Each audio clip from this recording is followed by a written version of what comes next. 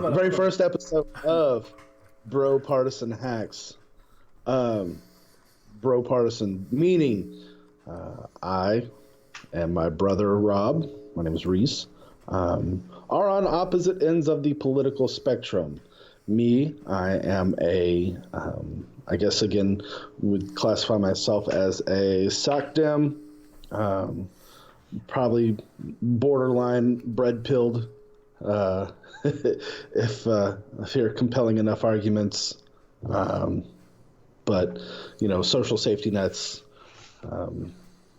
certain I believe that certain needs of the society should be taken care of, and we should take care of each other. Because yes, I believe in a free market, but at the same time, a heart is not the same thing as an iPad. You can go without an iPad. You can make that choice. You can't make the choice to not have a heart. So we can get into all that later, but that kind of introduces me to the crowd here. Go ahead. I am not a social democrat. I'm about as far right away from that as you could get without being, I guess off the edge. Let's see. I am conservative values. I take a lot of stances on the same principles, pretty much the opposite of what my brother just said. Not so much so that hey, we don't need to do this, more of the different priorities and how to go about taking care of people and doing things. So in that regard, it's less libertarian and more of the social responsibility, personal responsibility. What are you going to do as I guess as the classical liberal JFK said, that's not what you can do for as he rolls his eyes at me. JFK wanted Medicare for all. I'm sorry? JFK wanted Medicare for all. Universal health care. Didn't get it done. Yeah, anyway. He got murdered. He got shot. Anyway. Yeah, so I'm definitely not on that thing, and not on my brother's side. And one of the things that we talked about doing, because we argue and we discuss politics and world events to a rather large extent, we figured why not at least put something out there to show that you can disagree with someone vociferously and very energetically and still come off not hating the person. We've argued for years. We still like each other. And I feel like that's a lot of what's missing in today's society. Being able to do that, disagree, get mad about it, but also not end up hating the person. Right. I agree. There's a lot of people that I see on Facebook that unfollow, they unfriend, they don't speak again. We both live here in Texas, and so of course I'm, one of the very few vocal liberals or vocal socialists out here, at least among my friend group. And luckily, there are some people that have unfollowed me. There are some people that have unfriended me, because I am not shy about how I feel. And I got into an argument the other day with one of my friend's wives. She hopped onto a thread and personally insulted me, and I was like, look, we can have a conversation. There's no reason to personally attack. But I will say that one of the things that I think makes you and I unique is that we do know each other so well. And I think that, that enhances the arguments. You know what I mean? Well, it's also enhances the arguments, and we know which buttons to push on each other and which ones to not. So that's true. You get to the points, and it's like, I think I got you mad enough one time where your wife texted me and said, "Quit making Reese scream," or yell at him, whatever it was. I remember that. Yeah. Yeah, that was definitely a time where I was just messing with you. Probably. But it was fun. I think you were messing with me the other day. Or something. I don't know. Like arbitrary. Oh, it was over the... You were arbitrarily arguing with me over the Candace Owens shit. Oh, yeah, where I just didn't care. Yeah, I don't care. Like I said, I'd followed her early career, and I don't really care for Charlie Kirk very much, so... When she went to work for him, and then they started sounding exactly the same, I didn't care anymore.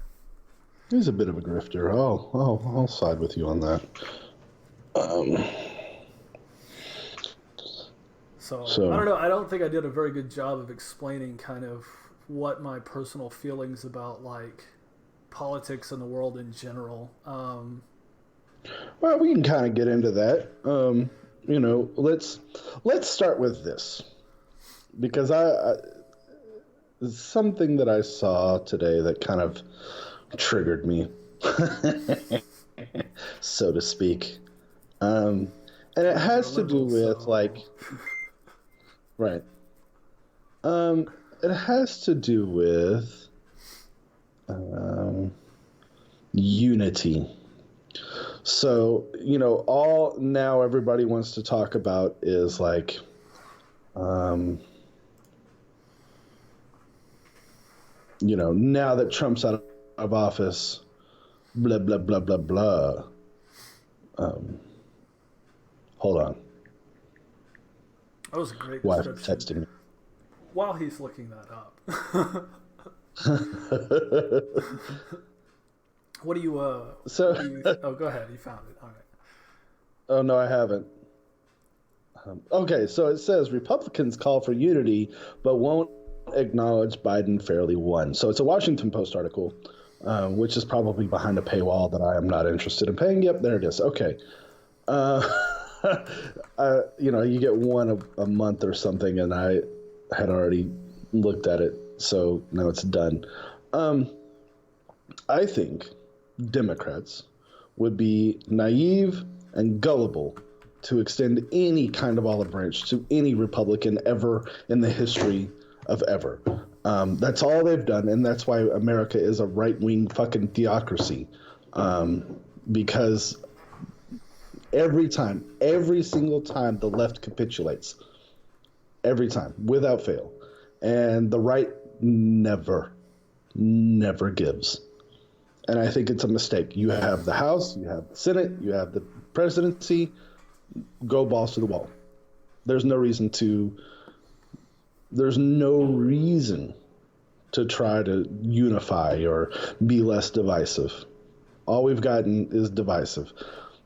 Obamacare is about as milquetoast a policy that you can ever get. And it was called socialist, and they fought it vociferously, and they went after it. There's just no reason to try and say, hey, let's be friends now. Fuck them. That's all I have to say. I mean, they potentially could do that right now, as far as they're like taking the power. But the problem is that I don't think your Democratic Party has the backbone to actually go through with any of it. No, they don't. No, they don't, and I don't think they have the political capital to do so either right now. I mean, the fact of the matter is, regardless, I can't say about for Trump, but for the House side of it, they lost a bunch of seats, and it is possible and potentially likely that you're going to have like the Democrats of, say, like Joe Manchin or some of those more middle of the road Democrats that aren't going to go in all aboard with the policies of what you're just suggesting, of saying like, hey, we need to go balls to the wall. Your own party's not behind you in that. The fact is that I know you don't like the Democrats, a lot of them, but well, that's another thing that pisses me off. Is when I see all over the place that Biden is a socialist and it's the end of the world and Biden's going to bring the socialist agenda and America as we know it is over. No, the fuck he's not. He's just not. No, he's not. I don't like. I think that's a good point. Is that like if they had put in, say, like Sanders or Warren or anybody else? No, I'm thinking not like, because I think Buttigieg is kind of in the same vein as Biden was or is. Buttigieg was in the same vein as Biden, where he's not really controlled by himself, right? Like he has most people who tell him what to do and how to do the things, and that I gotta give. I mean, I think Warren has her buddies in the establishment, you know, the money and the rich people and everything, but at least she was kind of like pushing a lot of those like super progressive programs like you're talking about. The I think she got played. Yeah. She got played. You know, because she has a lot, you're right, she has a lot of progressive plans, and I like a lot of her plans. She made a lot of missteps in the primary process, and she got played by, I don't know who, but somebody behind the scenes. She made a lot of terrible decisions in her bid for presidency. And that was one of the things that pushed Biden to the front, was that she either got a call and we're going to do something for you, or the people behind her helping her make decisions were just stupid. Or I think the thing that hurt Warren the most was the video of the guy who went up and asked her, said, "Hey, you want to forgive all the debt? What about me? I did the right things. I did the things that needed to be done to get my kids through college, being debt free. I saved all this money, and you're going to make a chump out of me. And you're laughing in my face." And it pissed off a lot of people. I know I was mad about it, because it's just like you're literally laughing in the face of the people who did the right thing to put their kids through college, to make sure that everyone else who didn't or couldn't, which sucks, but you're making chumps out of the people who did. And nobody likes being a chump on that shit. Right. So because a thing is bad and you were able to overcome it, it should stay bad. It should just continue on because you weren't able to, but that's essentially the same. Because it's bad and I went through it, everybody else should continue to go through it. But that's not what I'm saying. But that's not the point at all. That's not the point at all. It is because the point would be how are you just rewarding people who didn't and punishing those who did? That's essentially what you're doing. How is it a punishment? How is it a punishment? I mean, I would like $50,000 or whatever it was, my college bill back, because I don't carry this debt around with me. So you're absolving money that people carry with them, right? So say you got $12,000 in debt. I'm not eligible for that $12,000 to go and invest in whatever I want to do. They failed in their investment.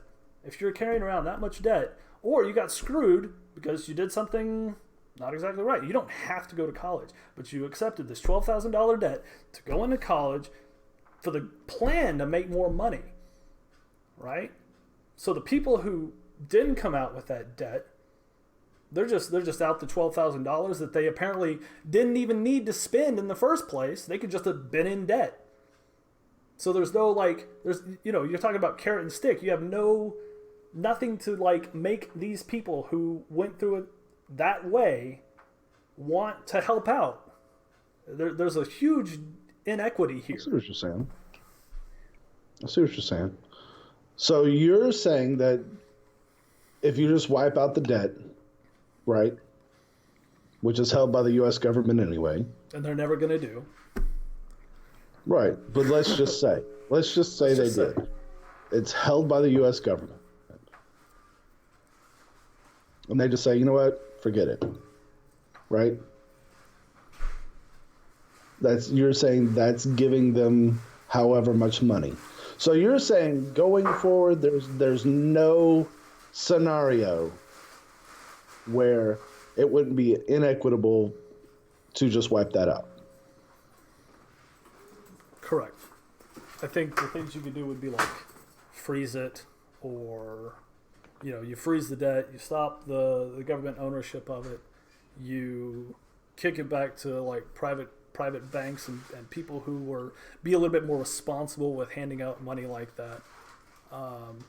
And I think that's a big part of it is the government-backed loans they're guaranteed. So it's going to get paid. There's no bankruptcy that you can never get rid of this debt.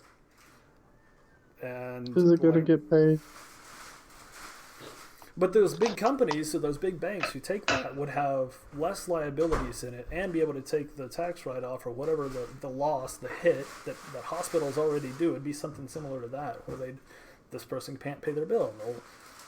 The hospital writes it off and passes it off to something else, and then you end up with this big bubble, but it's controlled. It's not this ever-inflating government-owned debt bubble that just exists. Right.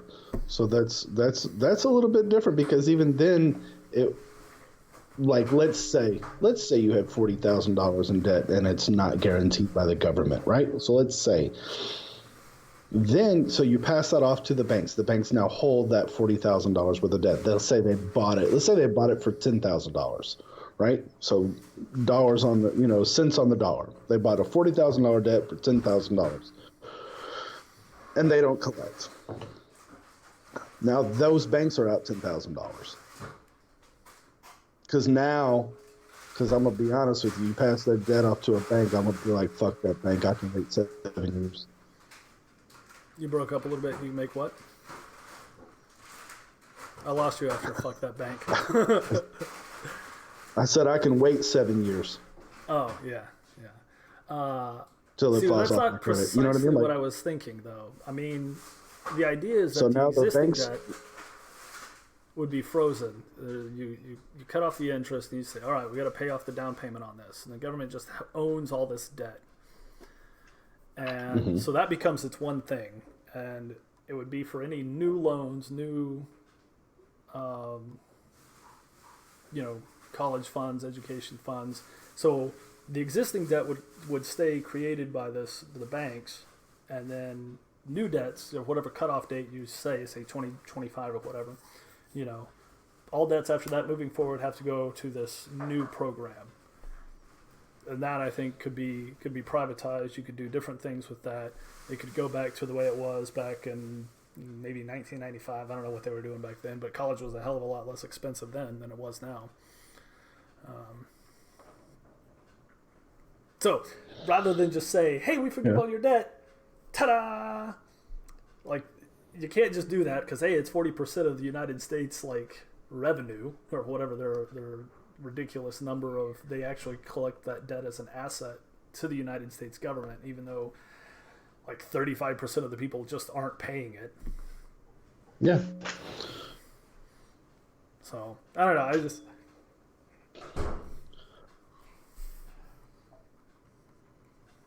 Different things. I understand what you're saying. I understand. I just think that, again, going forward, for somebody to say, well, it was bad for me, therefore it should be bad for everyone else, and everyone else can go fuck themselves. I think that's ridiculous. It's fair, and I will 100% agree that it's definitely something that should be dealt with. But I guess the problem that I have with a lot of those policies, and as your initial statement said, is we can just wave a magic wand and get rid of this. I just don't think the world works that way, and I think it's a lot more complicated than that. There's better ways to do things than just say, no more debt. Yeah. Oof. Government just says okay. It's like the printing of the money, right? Oh, we have problems. We're short on funds. Let's just print a few more $1 trillion. I'm sure this will have no negative consequences. Right. Yeah. But it's been proven that the way out of recession is to spend money. Oh no, yeah, no disagreement here. It's just a matter of way. It just makes me cringe. I can pull this up right here, right over your face. This is the Republicans' call for unity. Now is a time for healing. I mean, this is kind of what you were talking about, and how I can tell you with no uncertain, that the people on the right side of the internet are also in the go fuck yourself mood. I mean, just straight up. It's definitely one of those things that again, I had to be careful. People feel a certain way about certain things, and the idea that everything's just going to be hunky dory moving forward, and it's back to business as usual, and it's going to be the Republicans and the Democrats moving forward for the next 100 years, and the next, God, what are we coming up on, the 250th, whatever anniversary here in a few years? Yeah. No, I don't think so. I think Donald Trump has crippled the Republican Party, as such as it were, and I think there's a lot of people, say in like Mitch McConnell's district, that they've been voting for this guy for years, but decades even. But I think that again, I think that we'll both agree on the whole like term limit thing. We don't need to go into that, but the idea that the establishment Republicans and Democrats can continue to survive as business as usual in the future, I think, is a wishful thinking, pipe dream. You got people on the left, and I don't agree with Mr. Junger of the Young Turks basically on anything, but he did get something right where he says there's basically three different Americas. There's the populist left, the populist right, and the establishment. And that's what I think a lot of people miss, is that the Lindsey Grahams, the Pelosi's, the Schumers, the McConnells, they're all on the same side. It's all status quo, business as usual. We're just going to keep getting reelected and keep going over the same movements and just throwing the crumbs to the people. And I think that's why a lot of people who supported Bernie back in 2016 or 2015, 2016 in the Democratic primary, like 10 million people jumped ship after he lost the election or the nomination and went and voted for Donald Trump. Because it wasn't about left or right, it was about burning down the establishment. Right. And I'll be honest, I was one of them. So, I guess to go off of that, I was this year, or 2020, last year, I guess, when Bernie lost, and it was like crazy things happened out of the blue to make sure that Biden would win, and just a weird confluence of events, and I don't know, you remember, it kind of got pushed away, and nobody really talked about it since then because of the pandemic and all the other shit that went down. But like, I was to the point where I was like, I'm not going to vote, because there was no way that I was going to vote for Trump, and then there's no way that I was going to vote for Biden, because I hate Joe Biden. But then the pandemic happened, and I just felt there was a incredible lack of leadership. And I think we talked about this, we may have talked about it, I don't know. Yeah, we've talked about it a couple of times, but please. But I felt like there was just, like, it was such an opportunity for Donald Trump to solidify his presidency. And he fumbled the ball. Like, because really, at the point before this, I probably, couldn't have cared less if he'd have stayed president. You know, the country was rolling along. Everything was, we were all kind of making it, you know, like, you know, you had pretty good economic numbers.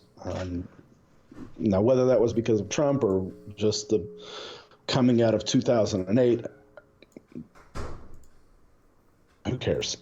But, you know, no, I didn't like Trump, but also I didn't think Biden was going to do what was right for the country.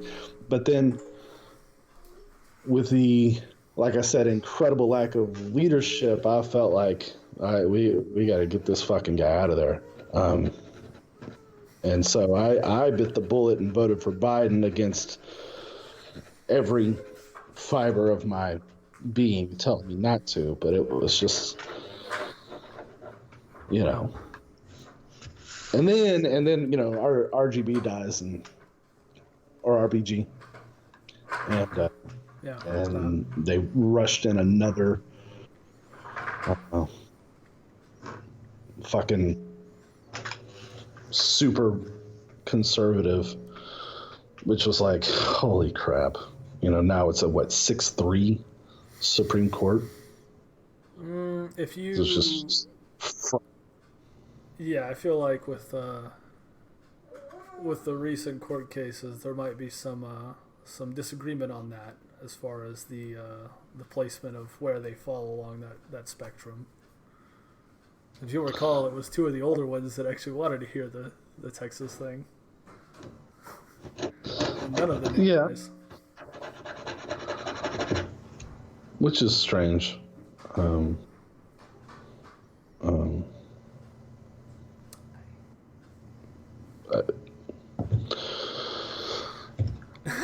mean, I'm just putting it out there. It's like I don't know if it's quite as cut and dry necessarily as what you're saying.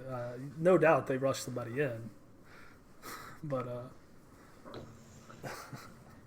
you know, and you can say what you want about the election, and honestly, I've heard it. You know, I've heard, and but you know, there are members of the Supreme Court that want to rethink gay marriage. There are members of the Supreme Court that want to those are the things that concern me more so than the election, if I'm being honest. Yeah. I'm a Bernie voter. I know what these people are capable of. So, you know, yeah, I'm sorry it happened to your guy. What are the odds that the Supreme Court gets packed? You know, I think they should. Honestly, I don't know why not. Why wouldn't you?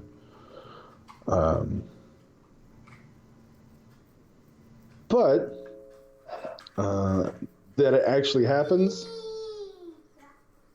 So I don't think it's going to happen. I don't either. The reason I say that is because of unless there's a quickly ratified constitutional amendment that says we're going to have this many, if they pack it, then it's just going to keep getting, like, I don't know, like that's the old thing when it went from like 3 to 5 to 5 to 9 and everything. They settled on 9 back in the, when was that? Back in the 1800s, really, wasn't it? I don't know. Yeah, I can look it up. Yeah. But they settled on 9 at some point, and then, you know, basically decided that was a good number. Let's see, when did it become 9 justices? 1869. Yeah. So I was thinking it had been quite a long time. Hey. Oh man, got a visitor. Let's keep going. Yeah, we've got new topic. Your topic. 32 minutes recorded right now. Well, I liked your question here, and I think we should talk about it. Where you asked me a question of what were the five policies you would work to enact if you got elected. So what are the 5 most important policies? You've got, and I think this is especially important because now the your party, your side, the left, not your party. Gotta quit doing that. But you got the presidency, the House, and the Senate. What do you want to see them do? What are the top 5? Well, I think my top 5, I wrote them down. That's on scrolling I don't think I copied that, though. I probably should have. It was a while back. Obviously, Medicare for all, number 1. I think that, especially during the freaking pandemic, that there's I found it. that is number 1. And we talked about the $15 an hour minimum wage, and I think I may be on board with the tax plan to incentivize higher wages, rather than forcing it and just waving your wand. Right, and and I've put some thought into it, and realistically, let's think about it. The gas station owner in rural Kentucky doesn't make enough money to pay $15 an hour.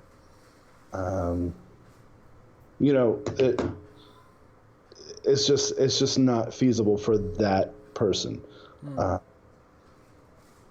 Now, there are going to be some tax changes soon.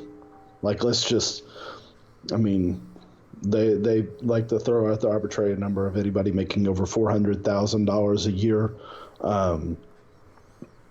which is what, 20% of the country. But there are, like I said, there are going to be some tax changes. And, even if my taxes went up 40%, like they go up 40%, not up to 40%, but they raise 40% from what they are now. The difference in that to me almost is negligible, if I'm being honest. I'm a teacher. I don't make that much freaking money. A 40% increase would equate to about $300 to $400 a year. So, for most people in America, because what's most people make up under 40 grand, like most of us. So the rise in taxes is not really going to affect us. But I think if you take some of these bigger corporations, these bigger businesses, you give them a tax incentive to pay better, I think you can raise the minimum wage. Number 3, free college tuition. Honestly, Elizabeth Warren's plan for this is probably the best one. The trade tax that she had put together was a pretty good deal. Glass-Steagall, I think we're in agreement on that one. Reinstitute Glass-Steagall, and then end all the wars, every war, bring everybody home. 100%. Period. The end. Which, end all the wars is basically like, let's get our fingers, let's end American imperialism. There's a lot of people that are like worried about China because China is becoming the new economic empire. Hold on. And go ahead. Okay, you said okay. China's becoming the new economic empire? Right. So a lot of people are really concerned about China. And I'm like, because they're taking over our empire across the world? Like, I just don't... I realize that we're in a world economy or whatever, but, I don't see...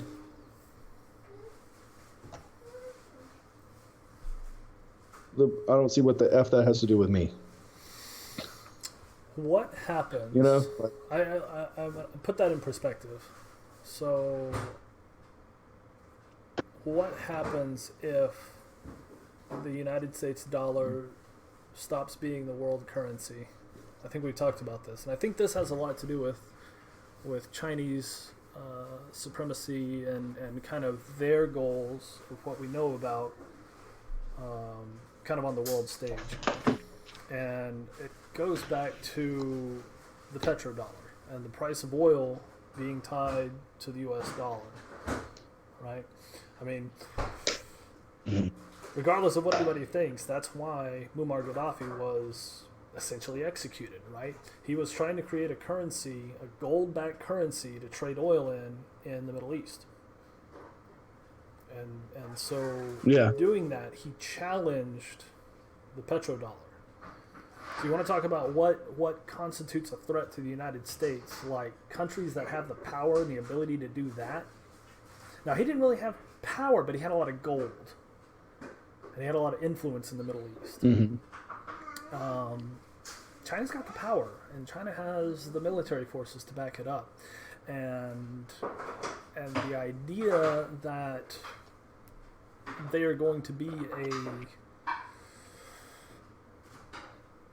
neutral or non-aggressive entity in the near future, I don't think that's the case. I mean, they've shown themselves not to be repeatedly. Mm-hmm. And they're, extreme aggression, basically saying like, hey, Pompeo, this was recently, last week I showed you that, when they told Pompeo like, hey, you don't get to go to Taiwan, you could start World War III. And it's like, that's, man, I wonder if they're playing or not. He didn't call their bluff, so I assume that they're not messing around when it comes to stuff like that. They don't want the United States to recognize Taiwan as an actual country. So in regards what does to that do? All of what you said. What is? Well, I don't think it negates the fact let's say that of the initial point. The initial point that you were making was that they don't want us in their shit. China's taken over our imperial, worldwide economy, or they're trying to. They're making moves. Mm-hmm. What does that do to me? How does that affect me personally as an American? I think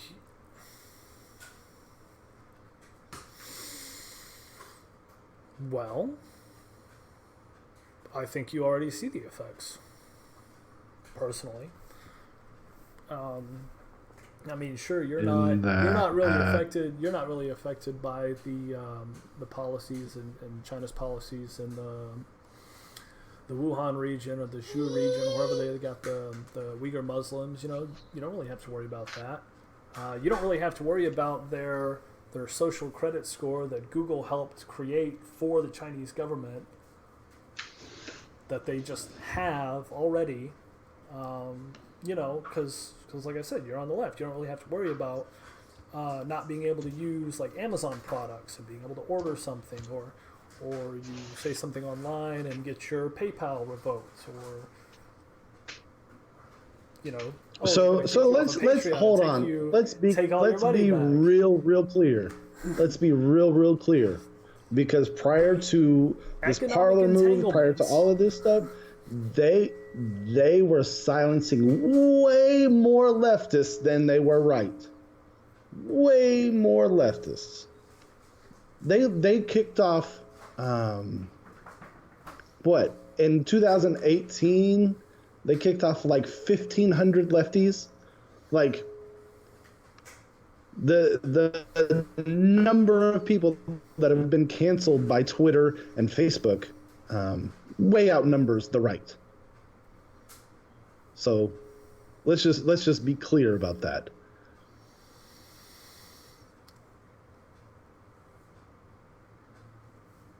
I don't have the statistics nor the point as far as what that is. what the point that I was trying to make was the economic entanglements. You said I didn't have to worry about it. I'm just saying that's incorrect. Well, I would ask, what did each of these individuals do, right? And there's a long. Oh, now that matters though. I think it always mattered. Now that matters. It, Why? because there is a difference between legal speech and being censored. And if you have violated legal speech, saying like, hey, we need to go out there and punch these people. We need to go out there and beat these people up. Like, that's illegal speech. You should get banned for that. And I guarantee you, that's probably what they were doing. Your 1,500 or so, I'd say about 1,000 of them probably said something along those lines. Right. Just to shout. So you agree then with Google and Amazon and Apple. Like, you're on their side for this stuff that's going on right now? No. What is the legally what is the definition of legally protected speech versus illegal speech?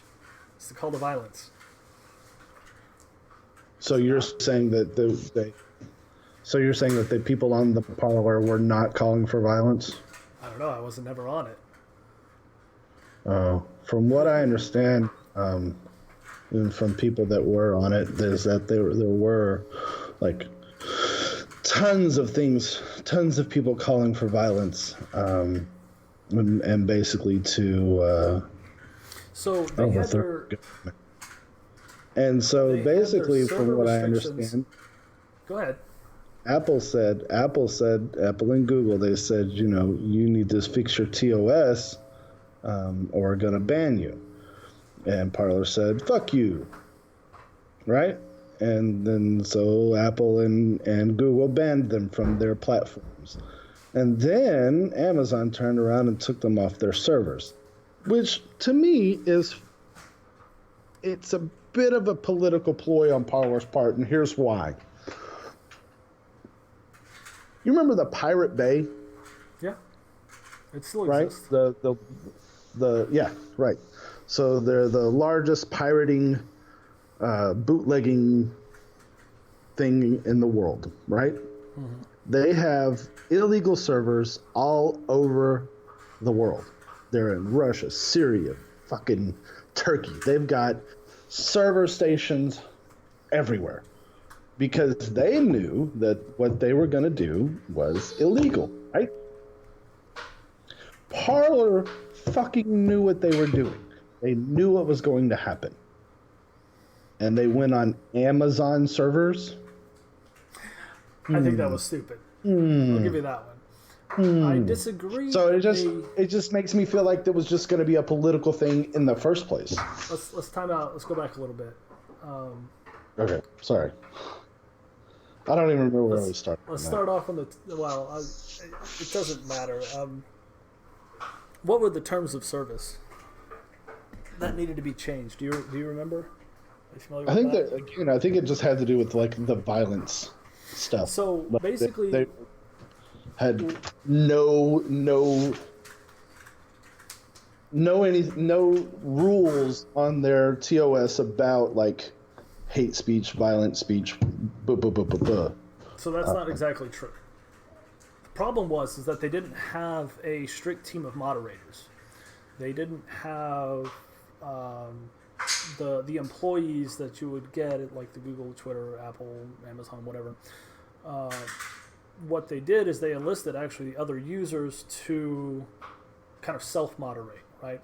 And there were people who were getting banned, getting removed, but it was essentially like a jury that they had implemented to where like if you were a user and you were at whatever level and you signed up to do this, then you would be part of this thing. Like, they'd see a post, it would get hidden, and then they would ban it or log it or whatever. And this is, again, from their own stuff and other things I've read and seen.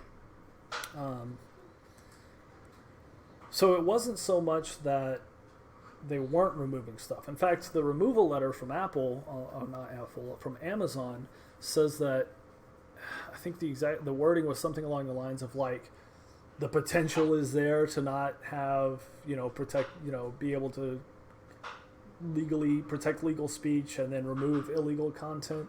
So it wasn't actually about the number of people that they banned or didn't ban. It was just like, hey, we interpreted your terms of service this way, and you can go. That was what I saw.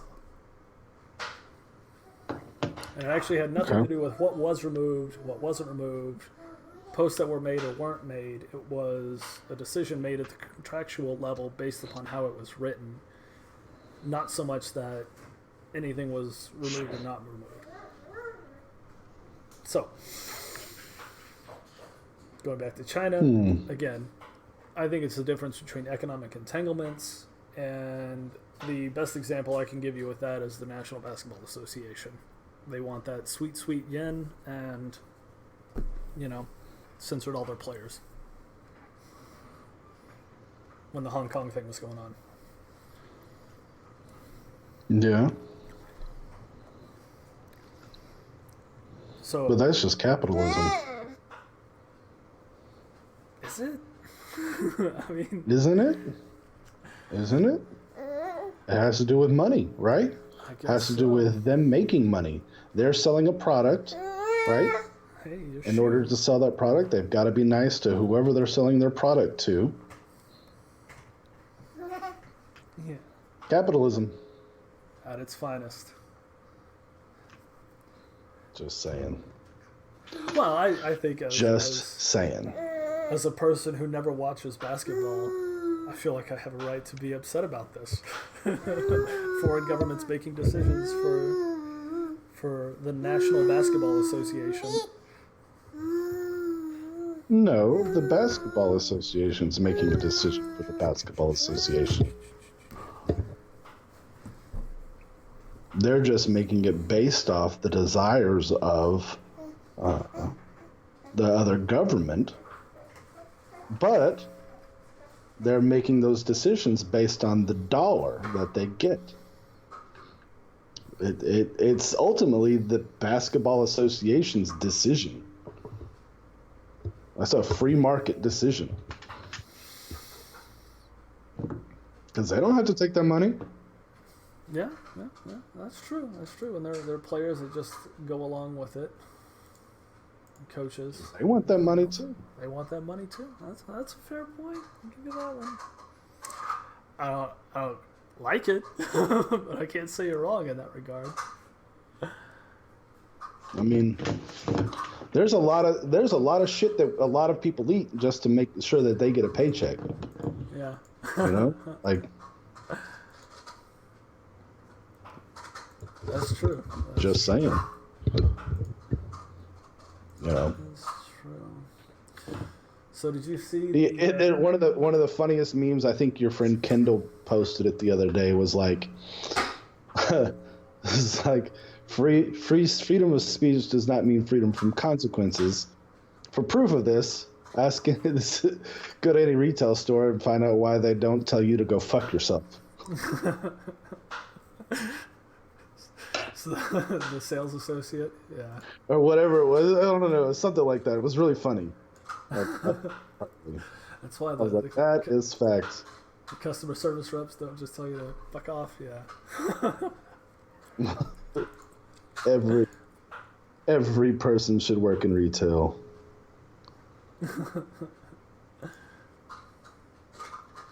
Shouldn't have.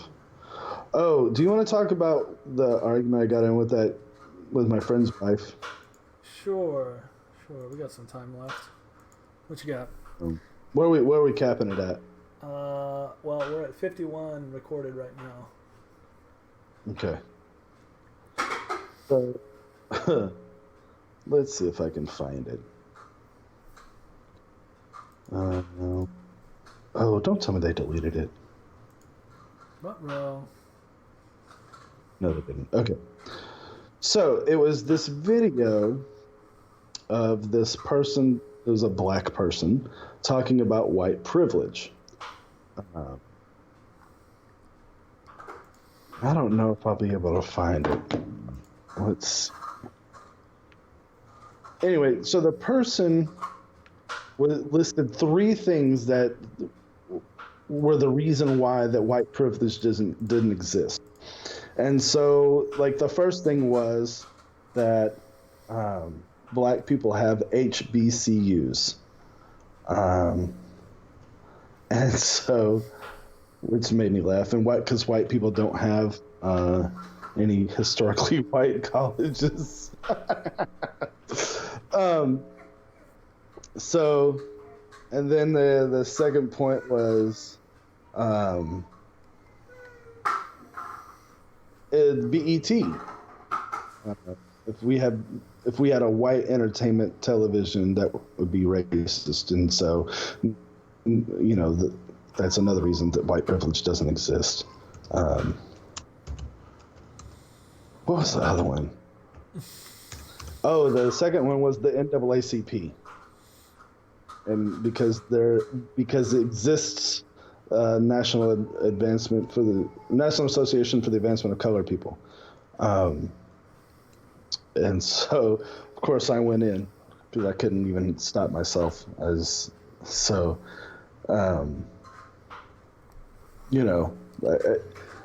The historically black colleges and universities, there are 107. You know how many universities there are in the nation? Just off the top of your head. It's a guess, but I don't know, 3,500? So there are 5,300. Okay. There are 5,300 universities. Some of them are new, but most of them are. I went university, so I'm guessing that's 4-year. Okay. So if there are more. There are way more junior colleges, and gotcha. Yeah. So I when I did the Google search, but you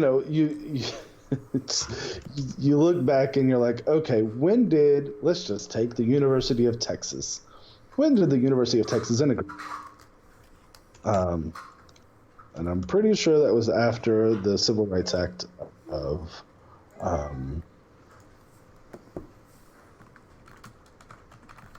whatever. You know what I'm saying? 68, 69, when they had to. When's the last time you drove? 1956. Okay. I had to look it up. That was. And did you know? This is one thing that I found out when I went to do some research. That like all of the Ivy League schools, the universities themselves owned slaves. Yeah, no, I knew. Like they had. Man, I didn't know that. I was fucked up when I learned that one.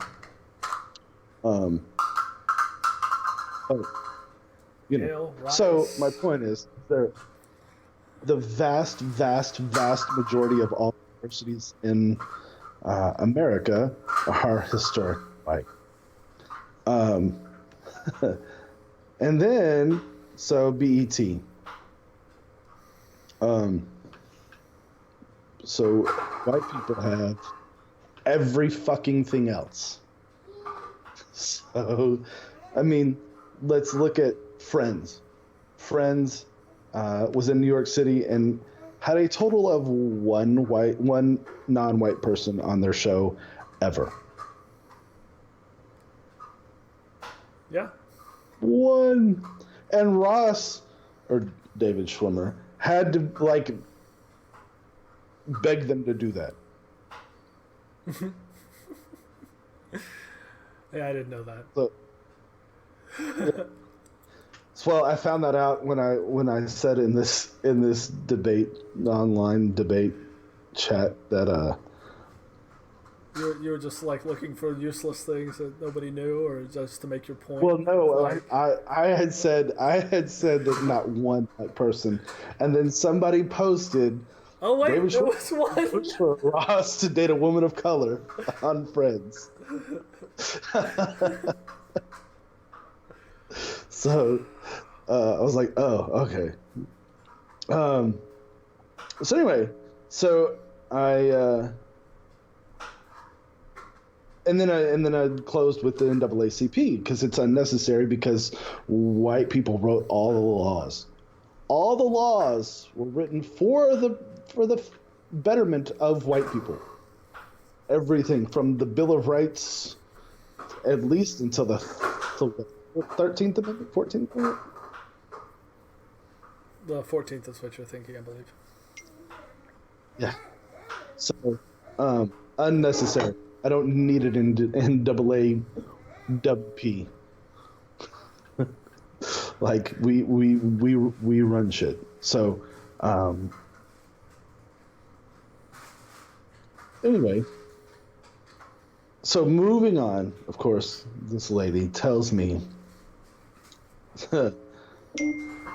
First, she says, you're from our hometown, or my hometown. I don't know if you would count it as yours because you grew up a couple different places after I moved out. But our hometown, and not from the hood. And so therefore I can't speak on Black Lives Matter because I'm white. I can't speak on white privilege because I'm white, because basically I'm a walking contradiction. Which is, I don't know, it's laughable. Because it's, by that logic, no, the only people that could speak out against slavery were the slaves, and they weren't allowed to speak out against. You couldn't be an abolitionist unless you were black. Well, I mean, the whole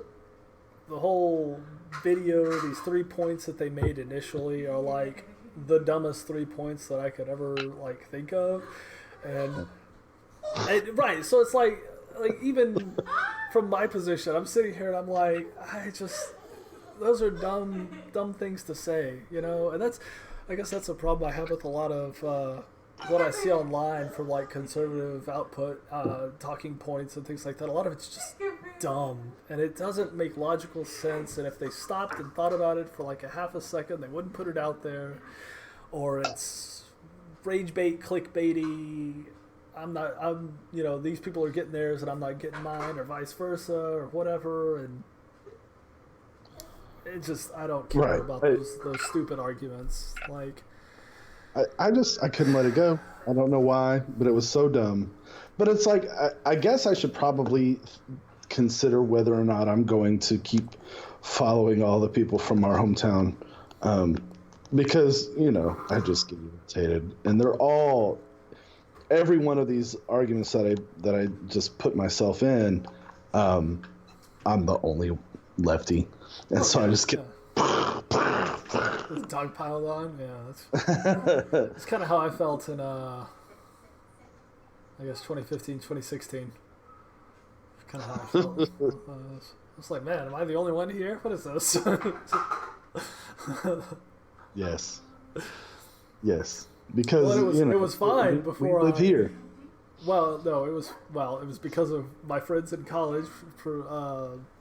Mostly predominated all of my like social media stuff, and so half of them were like theater kids from the department, and so they're all like way out in left field for you pass yourself or find yourself out there with those guys. And so and they were like, wait a minute, did he change his mind? He can't do that. What are you saying now? What is this? Get him, boys.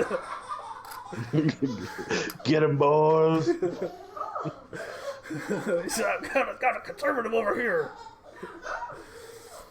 Well, and like you said, it's the same way when you find yourself jumping into that frame, that realm in the hometown that we grew up in, and everybody over there thinks the same. So, but it's like, it's so crazy to me that like when everybody was jumping off of Facebook or saying they were going to jump off of Facebook, and they jumped over into Parler, it really got shut down like a week later.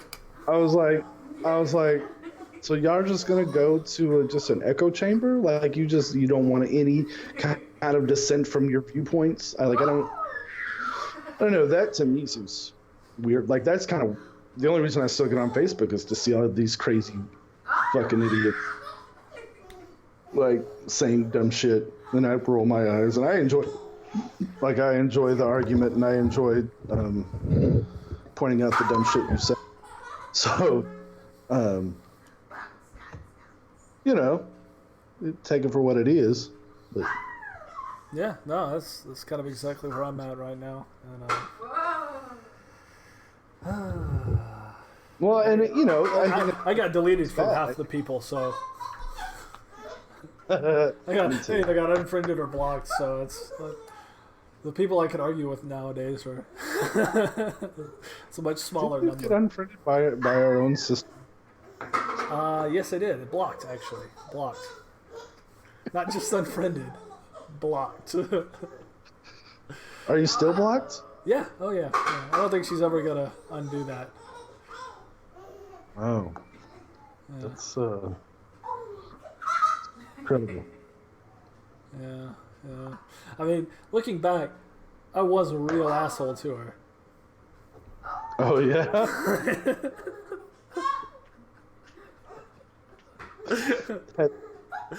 Have you said that to her? Yes. Oh, okay, that's something. It's something. Yeah. It's just like I think it was definitely more of like the problem. I guess it's no excuse, but it's kind of what happened, right?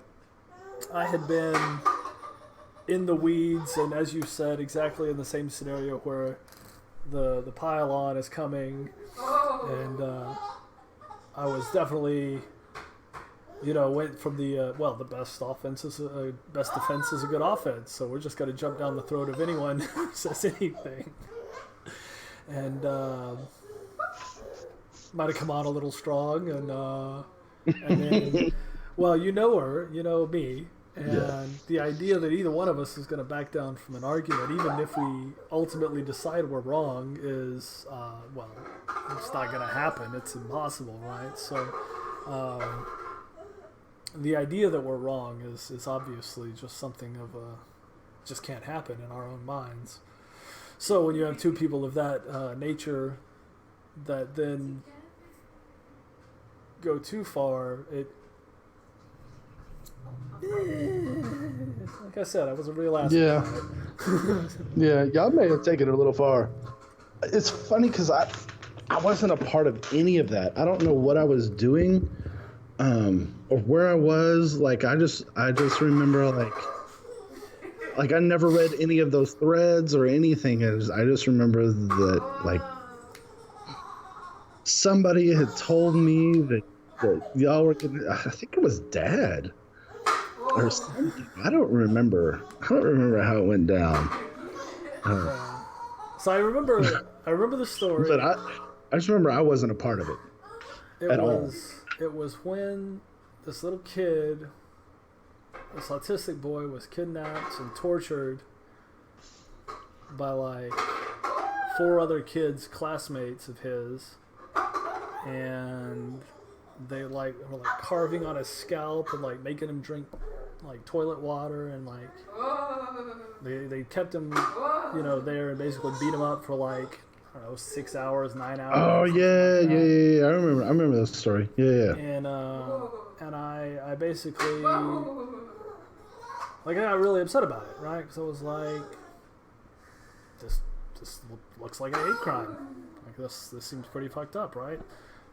Yeah. And they were specifically calling out the little boy's race, and he was special needs, he had autism, and I related on a personal level, and then I was told that I was wrong by April for relating on a personal level and how I felt.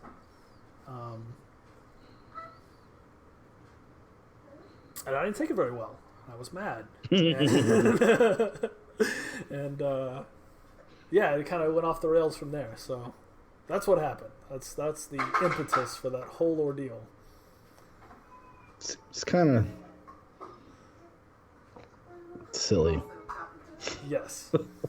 On both of your parts. Yes. Honestly.